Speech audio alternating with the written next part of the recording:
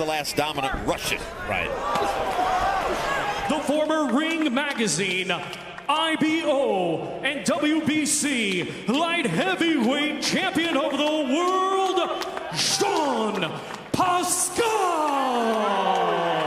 Ladies and gentlemen, tonight in his third world title defense, here is Dmitry Bivol. For the WBA light heavyweight championship of the world. Going over the rules in the dressing room. I expect you to obey my commands at all times. Most of all, protect yourself at all times. Touch gloves. Good luck. But really put up a fight. Can Pascal do it? Roy Jones, he had too much power and clocked Barrera with a left hook in the 12th round. Really kind of a tweener, 68, 75-pound kind of guy. Counterpuncher, didn't give him much to work with. No, Chalema didn't give him much work with at all. After we see that with his legs, then we'll know. Pascal doing very good here in this first round. Yep. Pascal will give him a little bit more to work with, but Pascal is dangerous, so he'll have to protect himself. Total of how many rounds? How many judges' cards? His thighs are larger too. Yeah. He just is more of a... Sorry, more. 60-something cards handed in by the judges in those fights. 60 rounds scored. A good shot by Pascal. Look at how much bigger his calves are than those of Jean Pascal. Bivol not a very big light heavyweight. You know, one of the reasons he can campaign it, he's caught by a right hand. Pascal backs away from that, gives Bivol a chance to test him against the ropes. The box numbers dominated by Bivol. Here's yours. You have to continue with the combination. Numbers in the first round totally dominated by Dmitry Bivol. Some of Bivol's power seemed to handle that pretty well until partially blocked by Bivol, but solid effort by... Much more relaxed and fluid now than he was early in his career when he was more athletic and sharp. 36 fighting a 27-year-old guy. Usually get the young guy, Roy, right? Like in an exchange when he's not expecting it, in between. Right than a guy like, let's say, Kovalev. But it does feel to me like Bivol has to work a lot harder. Jean Pascal throwing hard. Bivol coming back. Suddenly Pascal is not throwing. Bivol trying to slow Bivol down, but it's hard to win the fight. Two guys not going to outwork the young workhorse, but you can outsmart it with his legs. So we'll have to see what happens once he gets hit clean. He won't take much risk, but Pascal will take risk. Figure it out a little bit more along the way. It's off whatever opportunity you give him. Pascal wants to limit those opportunities. To win the fight on points. Okay. So his goal is to... How his legs react, because Pascal... He's getting hit cleanly right now. Hand Pascal just landed.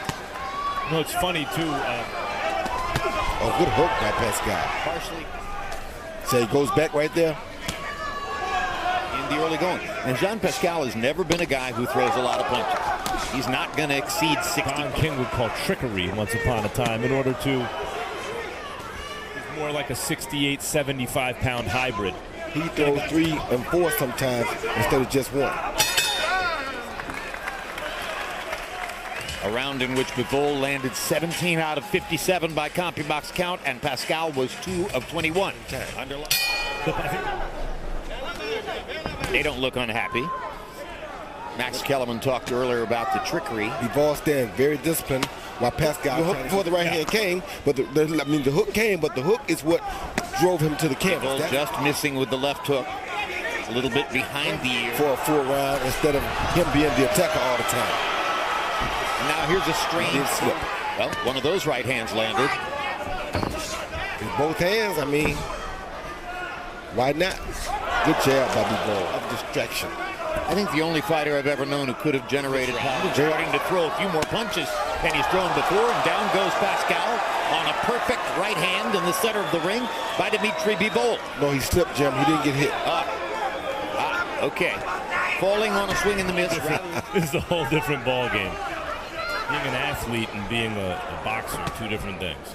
Two totally different. Both hands with a move like that would be Roy Jones.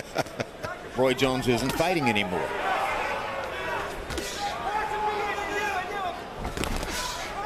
Pascal backing him up constantly, keeping the fight in the middle of the ring. Always relaxed, yet ready to go, because his feet are disabled now. Yeah, it's like Bivol doesn't play into any. But I think there's a sense with Eastern European fighters that 4 consecutive rounds against 4 different opponents in which Bivol had held opponents to where he throws both hands at the same time while he's coming forward. That's MMA. Manic activity has come to an end, and once again he's keeping his hands at home.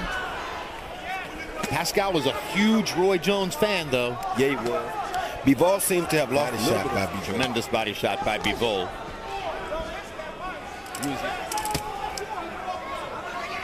Pascal focusing to the body in this round. Trust me. We're supposed to trust you, Roy. He landed in single digits against Bivol. That was an unusually active round for Pascal. He almost never threw. B. Jordan called me out last week and said he can beat the old man, so I don't know. Body shot by Bivol. knew better, but was antagonizing Tony. In this round, between the hard shots, into which he really put some effort. Pascal.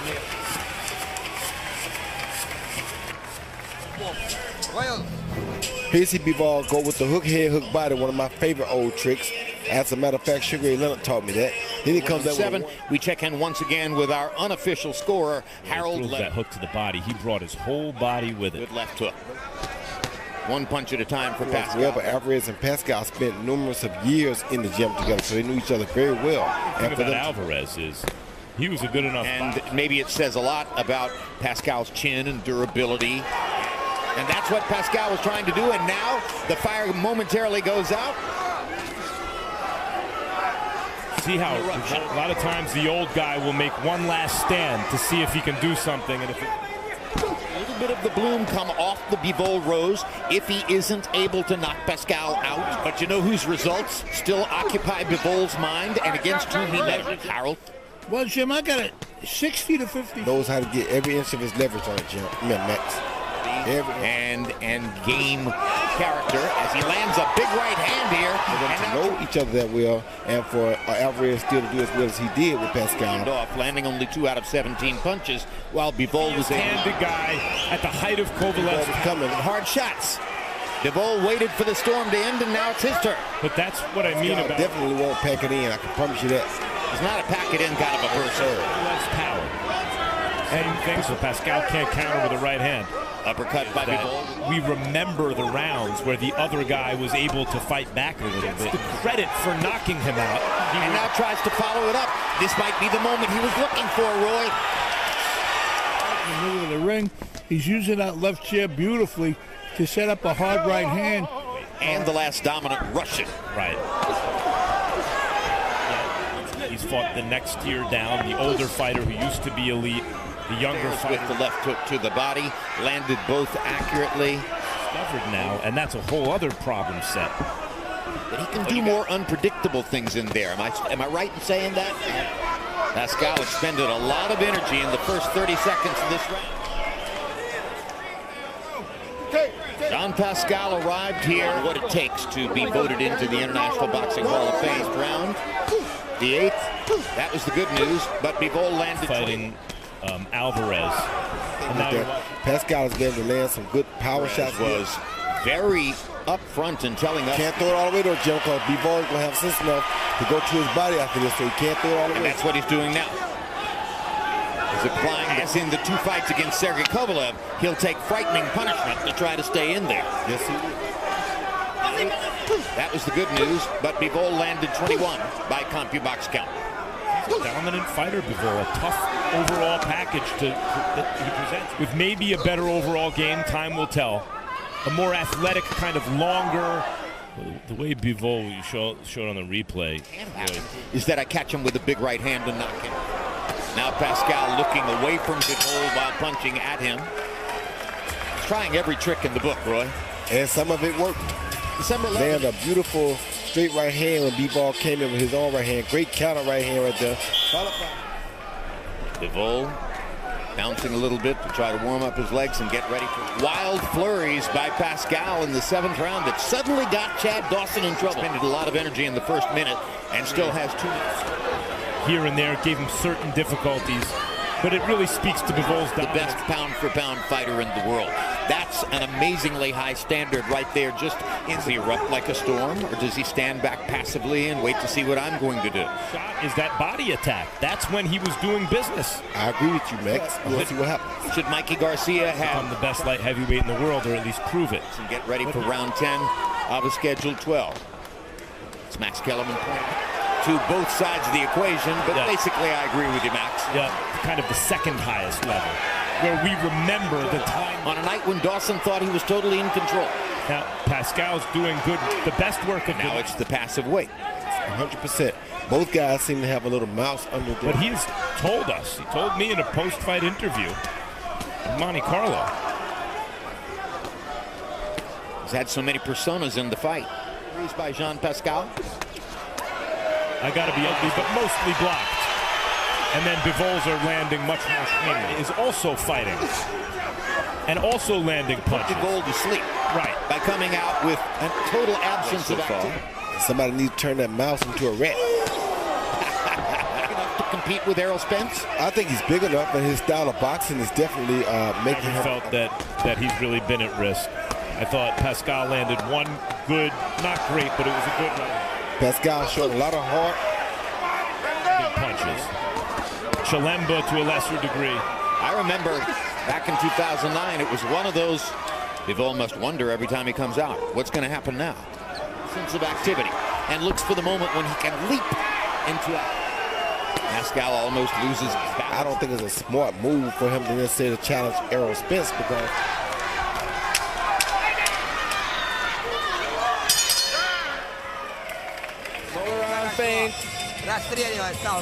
And then shoot 1-2. That's all I need from you. The 12th and final round.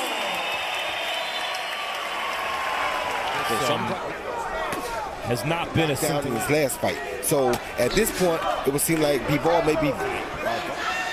But in a way, because of that, tonight he doesn't seem to imagine sitting out there right now in the boxing world watching this on TV. Pascal has made it into the 12th round with Dmitry Bivol. I'm sure Roy Jones is not. However impressed or not, Pascal for him. So listen, styles make fights. So Bivol not having a heavy jab like Kovalev has make it to this point though. Right. So this is why the fights are so interesting for us. It's a question because he's not able to get him out with the right hand or the. I'm not scared of Bivol. I'm not concerned about whether I have to fight that guy. You're not impressed you are by Bivol. You don't think it's going to be easy. Nope. He's going to be a tough one thing you can say is there are very interesting dominant figure around whom the division revolves. But in fact, the division gets even more interesting. There's no clear front runner in the division. There's no pursuing it to the end. Jean Pascal. Your winner by unanimous decision, Dmitry Bivol. So unanimous decision for Bivol, and the look on Pascal's face as the